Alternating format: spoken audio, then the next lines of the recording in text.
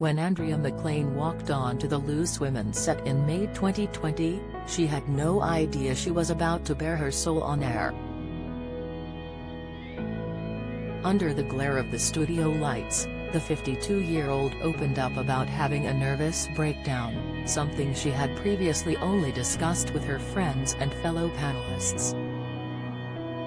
But despite her fear of the viewers knowing what she had been through, Andrea said it felt therapeutic to be honest and she could finally start to come to terms with her ordeal. "Like most things in my life that I've been open about, it happened accidentally," she says. "I can't remember who asked me but they said, 'How are you coping with lockdown?' And I said, 'Well, I'm really glad that last year I had a breakdown. I've spent a year building my mental strength back up so that I'm actually in the best place I could possibly be to cope with something like a pandemic. And it kind of came out my mouth before I realized I was telling the whole world that I had a breakdown.'" Read more. Andrea McLean reveals she hasn't kept in touch with all Loose Women co-stars since exit. "You've overheated, you've broken down. We're all just human beings. And I'm actually really glad I said it because we need to be more open about the fact that there are moments in our lives when we aren't coping. It's all very well to say, oh, it's good to talk and reach out, but there's still a stigma and shame, especially for women who are seen as doing well and holding it all together. And that's the joy of Loose Women. You forget the people watching and you just have a conversation. But the beauty of that was I actually opened the doors for me to realize there's no shame." Looking back, Andrea describes 2019 as a really rough year where she was trying to be the perfect mother and wife. She quit the ITV talk show in December 2020 to concentrate on her mental health and spend more time with her family, husband of 7 years Nick Feeney and her children Finley, 20, and Amy, 15. "I've always been brave but I kind of lost it for a while because of various circumstances in my life and relationships that I've been in," she says. "And people in my life made me feel not brave. But I think, actually, the bravest thing I ever did was leave my job in my 50s because it's a lot easier to make a brave move when you have nothing to lose. With a bold move, potentially you have everything to lose, not just your reputation, but also financially. I'm so glad I did it." While Andrea is in a much better place these days, she admits she can still feel lost at times.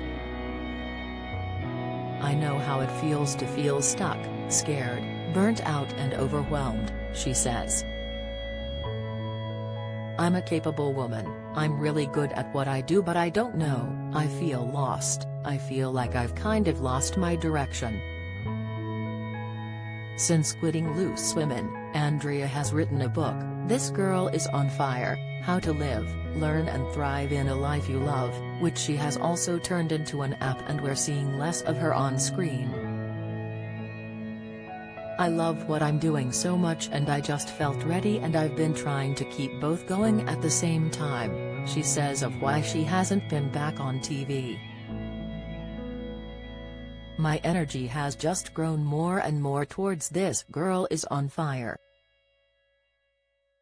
The day I left Loose Women, I cried because I was leaving my friends. But when I got home, I actually got a real sense of peace because I just knew I was starting a whole new chapter. It was scary but it felt like the right thing to do." When asked if she watches her friends on TV, she reveals, "To be honest, I don't watch any telly. I'm too busy working, doing longer hours and harder hours. But I still keep in touch with the ladies. Denise Welch and I were texting and I'm catching up with her tomorrow. When it comes to matters of the heart, Andrea couldn't be happier with her family setup. When I met Nick, I had sworn off men, as I thought, I'm not very good at this, she says after 2 failed relationships with Finley and Amy's fathers. I got to the point where I thought, but I'm kind of alright with that. If this is how it is, then this is how it is. I was in my 40s then. And weirdly, right at that moment, the universe went, okay, now that you're fine on your own, here's someone for you. What I would say is, be cool with yourself and then you will find someone who is cool being with you. I don't believe that someone completes you.